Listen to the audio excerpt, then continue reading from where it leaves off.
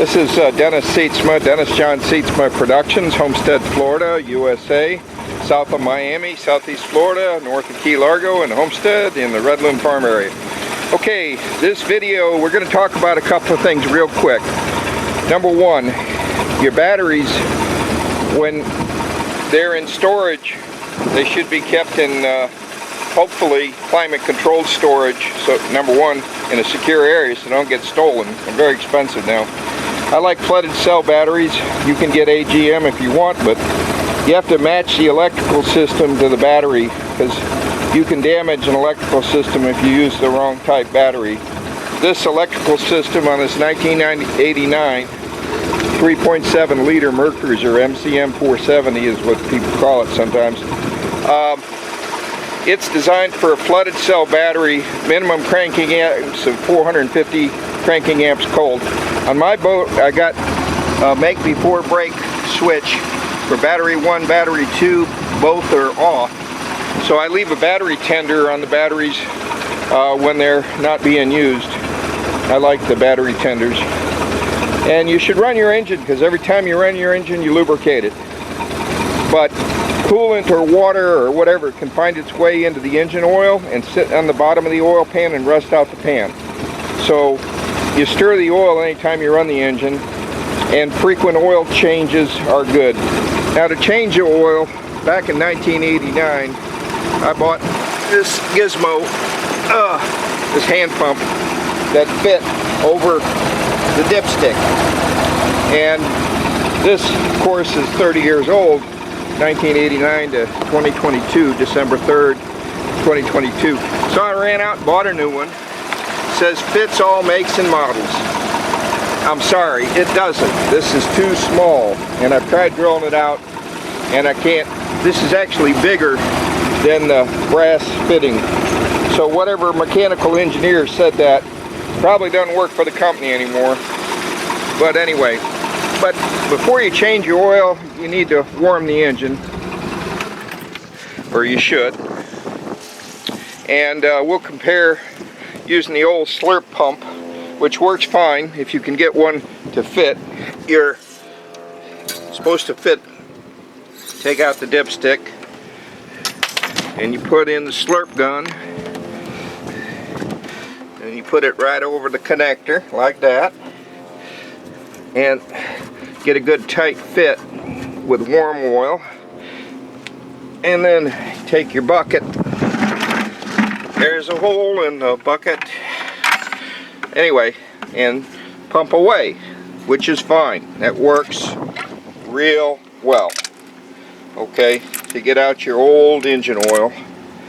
And of course it wants to leak because it's so old. But this takes a little bit of time and a little bit of work. But I like it. This works just fine. Except this one's wore out. It's leaking. I bought a new one from Mr. MerCruiser Marine, and it don't want to fit. And I tried even taking this fitting here off and drilling it out, and I can't, because the outer diameter is too small even.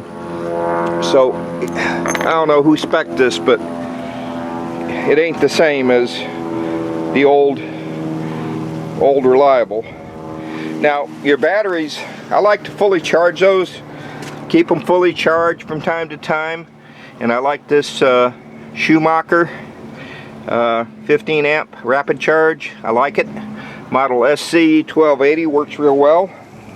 And I'm testing this oil extractor pump, which this is not ignition proof. It's not for use with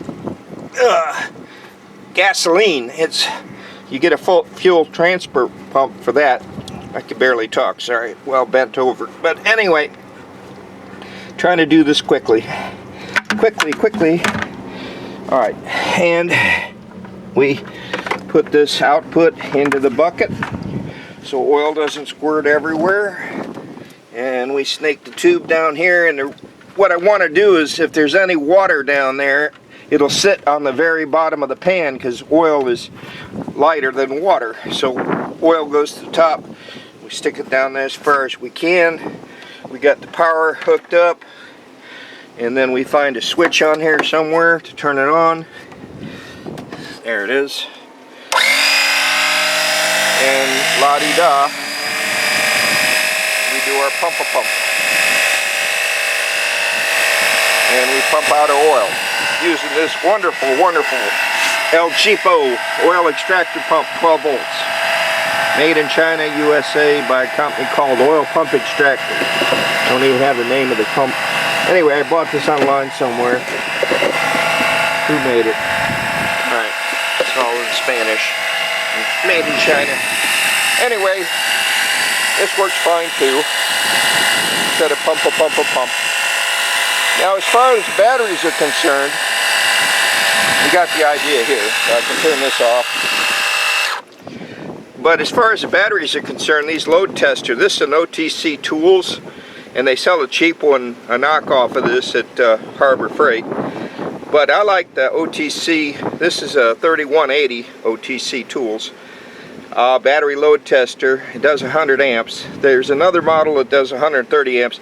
Some people call this a toaster, and they say it doesn't really simulate the load, so they are technically right. 100 amp is not the same thing as 450 amps or 500 amps, and I have battery 1 or 2 or both. So, you know, to me, you know, buying 1,000 amp batteries in a case 24, that packs in the plates, and you won't get the same service life as a group 24 with 500 cranking amps. But this battery tester, you turn it on and you watch the needle go down, you watch it get hot, and you watch the voltage. A good battery, it'll go down and then back up again. A good battery. And like I say, I keep good batteries because you can damage an electrical system with bad batteries. So that has battery 1, battery 2 are off. So if I need 1,000 amps, I just put it on both, assuming both batteries are good. But I test battery 1, battery 2 as often as I can with the load tester, and I change the oil as frequently as I can stand to keep any coolant or water or contamination. I like keeping fresh oil in my engines, and as you see, my engine started and ran.